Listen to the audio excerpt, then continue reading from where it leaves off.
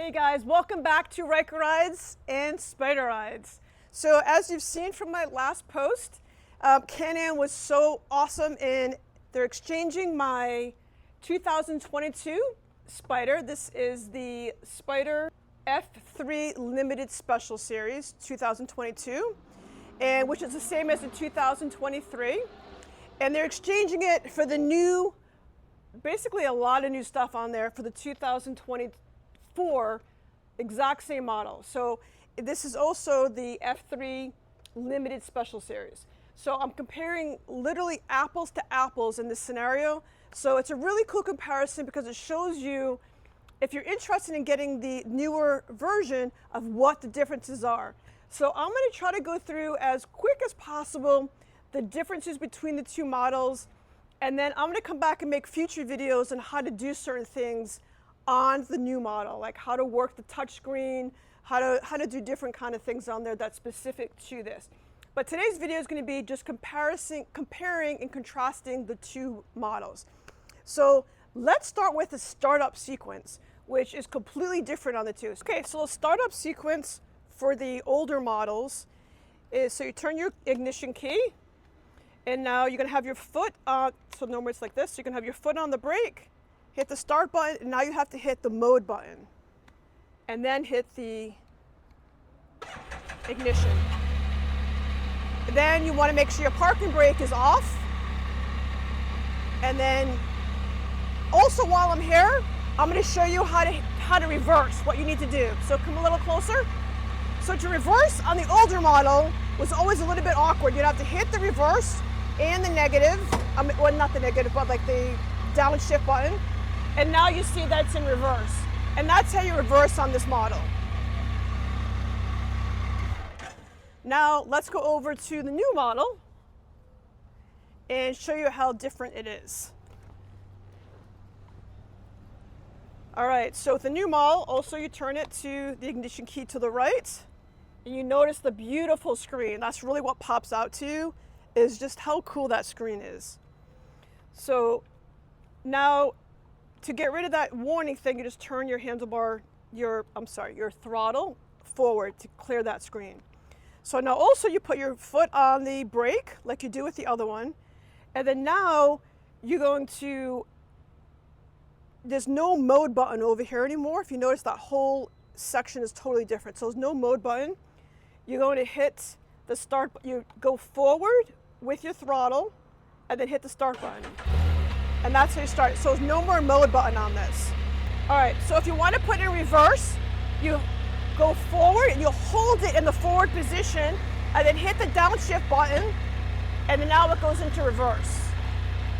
And then now to put it back into regular drive mode, you just put it in, you just hit the plus button. Now if you want to put it in neutral, you just hit the negative or the downshift button.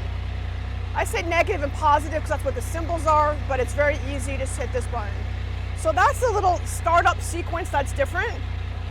Another major thing you're going to notice here is it tells you what your battery voltage is, which I think is a really awesome addition to this. So it's one of the cool features on here. I'm going to get into this whole instrument cluster in a separate video of what it does.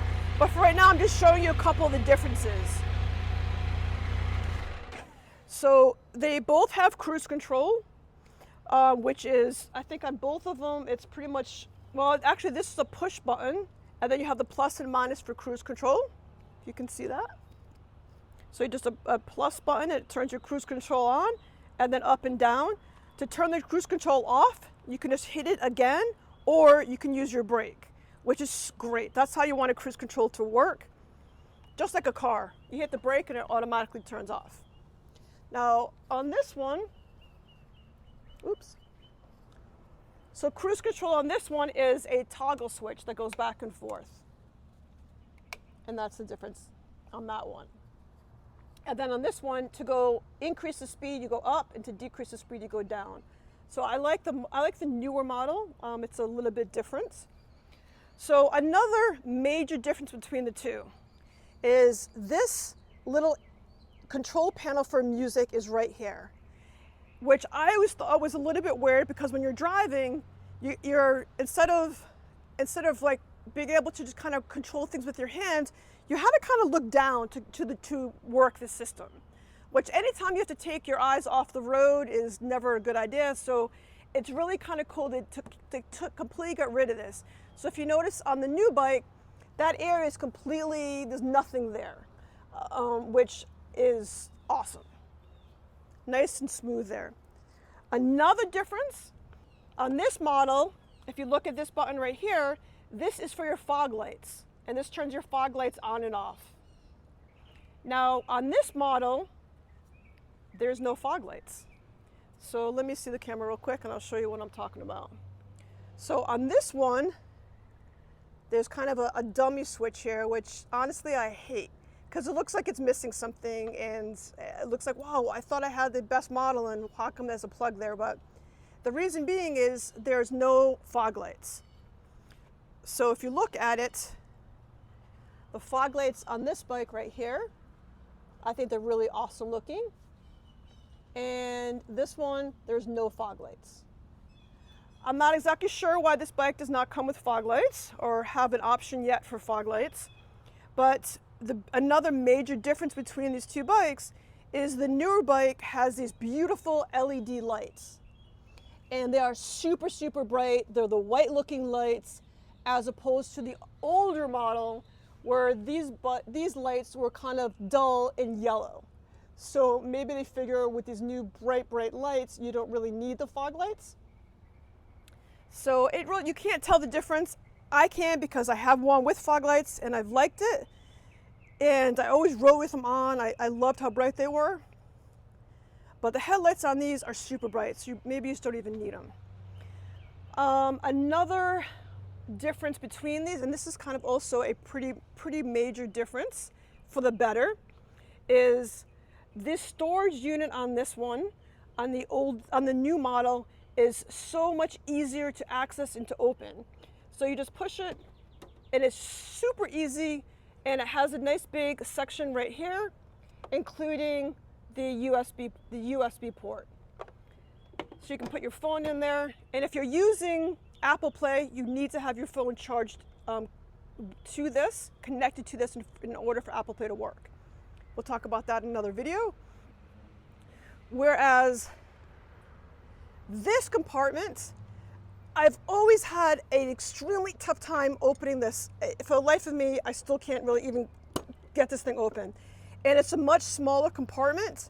It does have the USB and a phone jack thingy in there, but it's a much smaller compartment and very difficult to open. So I love that it has a nicer storage unit in there as well. So what other differences do we have? Another difference for high beams. High beams on the old version was just here. Very easy, on, off, that's it. The high beam one on this one took me a few minutes to realize how it actually worked. So it has, and this is a really cool feature, it has a quick high beam. So you just push in, and if you want to just flash somebody, hey, get out of the way, or something's wrong, you just flash 1, 2, 3. If you want it to stay on your high beams all the time, you pull this out. So that took me a couple seconds to realize how that worked. So that's it. That's pretty cool. All right, other differences is the windshield. The windshield that comes, the original windshield, the one I have on there is the touring windshield. That I have a video on that and how to change it out. But the original regular windshield that comes with this F3, the older model, is this one. So if you notice, there are some subtle changes to it. They made this gap, the opening, a lot bigger, and the whole thing is just a tiny bit bigger. So if you see the two of them, so they made this one a little bit taller. They both have that curved design, which I love to kind of deflect the wind. And I like the ability to have this so there's no reverberation, there's no kind of vibrating of the windshield, and it lets more airflow in. So they're both great, but just some subtle differences. The other things about the bike are so similar. The size of, the size of the engine is the same. The size of the bike is the same. The floorboards are the same. Everything else is the same. The trunks are the same. They're the same size. Everything like that is almost identical. On this model, it comes with heated grips. Both models, both years, come with the heated grips for the driver and also the passenger. And what else can I share with you guys in this video? I think that's it. This model, I think, comes with the seats already included, and I think this one was an add-on. Just little tiny differences. This one, oh, I just noticed this one comes with an antenna, and this one does not. I just noticed that. That's pretty cool. What else? I don't know. If I think of anything else, I'll drop a video.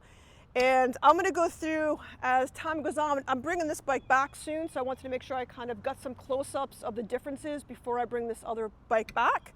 It's been a good ride. I hope my new orange friend here, Cognac, will be as good to me as Ruby has been. So that's it, guys. Ta-da! All right, guys, thanks for watching. I really appreciate it. I'm going to bring you all the new and exciting stuff happening on my new F3. I have a huge trip I'm doing. I'm riding to Atlanta for a rally and then also to Indianapolis and back. So it's going to be about 2,000 miles I'm going to put on this little girl here.